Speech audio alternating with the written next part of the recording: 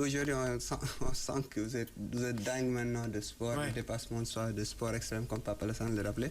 Est-ce que ça vous tenterait, peut-être pour aider un peu plus cette association, de faire la diagonale du fou à La Réunion, par exemple? Oui, il y a justement une amie qui s'appelle Mirvat, là, qui est en train de le faire là, actuellement, qui va commencer, c'est aujourd'hui, à 20h. C'est ça. Et alors, ça, c'est encore autre chose. C'est l'ultra-endurance, c'est du trail, et c'est quelque chose qui est assez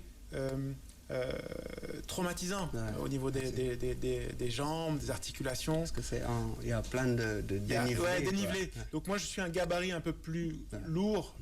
Il faut vraiment des gabarits assez fit, assez fins pour pouvoir... Un peu comme Wahani, quoi. Voilà, pour s'aventurer sur ce genre de chemin. Ouais, mais vous disiez tout de suite que tout est dans la tête, limite. Moi, de ce que j'ai compris, c'est qu'en fait, tout est dans la tête. On peut, quand on se conditionne pour faire quelque chose, il faut se préparer. Oui, tu peux le faire. Tu peux le faire. Normalement, vous pouvez le faire aussi. Oui, je pourrais le faire, mais j'ai décidé, la question elle est bonne, mais effectivement, j'ai décidé de m'aventurer sur d'autres chemins. Et là, le chemin sur lequel je m'aventure pour 2026, c'est le record du monde.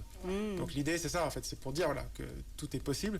L'idée, c'est de battre le record du monde de natation en eau libre, qui est actuellement de 142 km, qui a été réalisé par un Maltais, qui a fait effectivement le tour de l'île de Malte. Moi, l'idée, c'est de reproduire, de dépasser ce record-là. C'est à peu près combien d'heures? Alors, c'est plutôt un jour. 142 km en natation. Ouais, c'est plutôt un jour. Donc là, ça va faire peut-être 3 jours. Peut-être 3 jours. D'accord. Et vous allez nager la nuit en même temps. C'est non-stop. C'est non-stop.